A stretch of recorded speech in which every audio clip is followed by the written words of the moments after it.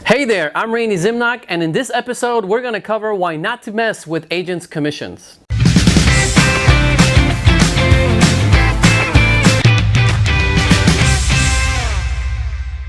When you start talking about agents' commission, just know that that is a very sensitive topic.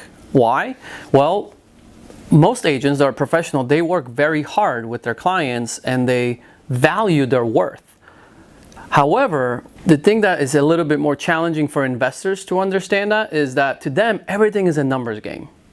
And I have specific situations actually that took place recently where the investor couldn't agree on the offer terms as far as the price. Well, the first thing that the investor said, like, what if the agents just cut their commissions? And for me, it's like, I understand where they're coming from because yes, like, well, how do we find money, right? To them, it's like, what do we find that number to come to an agreement? And for me though, since I am a licensed agent and I also am an investor, I tend to start understanding both sides of the situation here, and I always try to put myself in that person's shoes. So if I'm the agent being asked to cut my commission, what does that feel like? And that is not a good feeling when someone is telling me, hey, cut your self-worth right now. Hey, let's go from maybe 2.5% to 1.5%. Isn't that easy for you? And the truth is, no, it's not easy. And whenever we start talking about money, it becomes a very uncomfortable conversation to say. So I guess the main reason I'm bringing this up is for investors, if you're watching, you got to know that agents that are doing this for a living and they value their worth, right? It's like going to a doctor and be like, hey, can you do this brain surgery for $5,000 less? No, like, you're not gonna ask a professional doctor to do that. Like, because then he's gonna probably mess up your surgery. He's gonna cut a corner. You don't want your corners to be cut in a brain surgery. Same thing in a professional agent relationship, right? Plus, we don't know the backstory, right? For that agent. What if that agent has spent months, sometimes years, communicating back and forth with that buyer in this particular situation, if they're the one submitting the offer, and they're just so like ready to get this buyer in escrow, and here you go, the investor says, hey, how about you cut your commission? Like, just think about that feeling that agent is experiencing. Like, no, do you even have any idea how hard I worked here, right? And we don't. If we're the investor on the other side trying to sell our house for for a certain amount, you don't. However, we have to remember that as an investor. We have to remember what is really happening with the agent.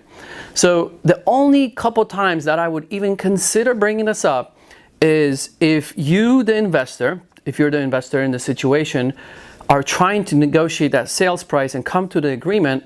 If you're actually losing money on the property, that could be a good time to maybe bring that up. Or if your listing agent is willing to maybe cut their commission to make the numbers work, right?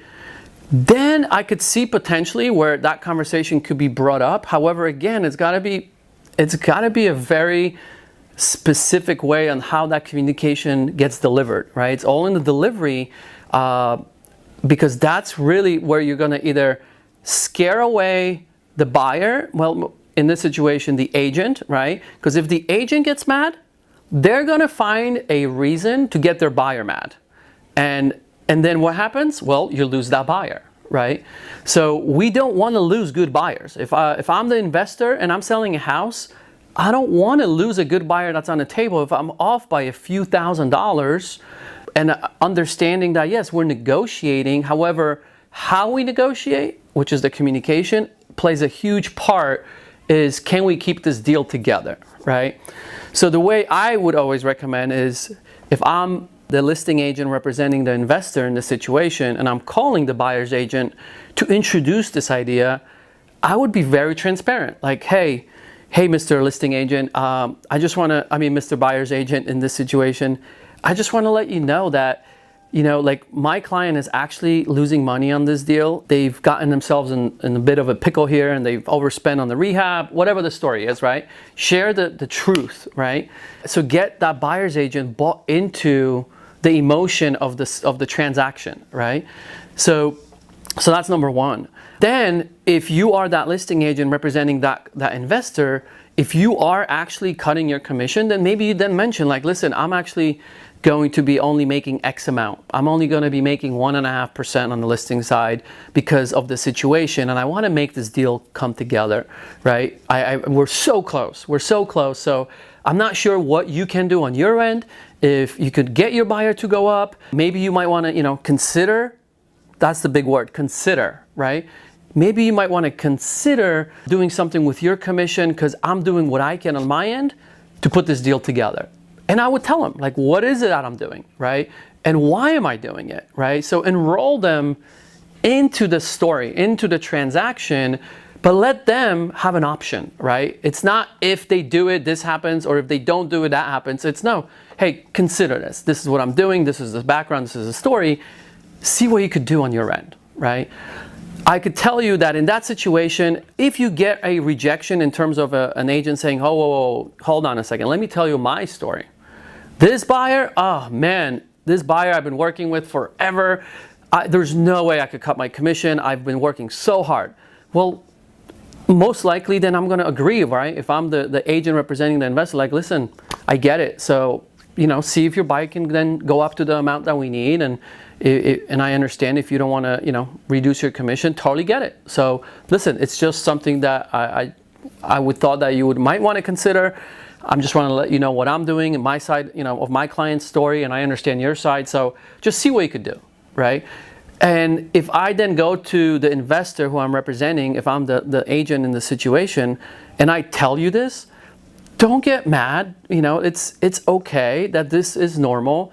We now are into the full story. We understand why maybe they won't reduce their commission. And then we have to make a decision. Do we want to make the deal happen or not?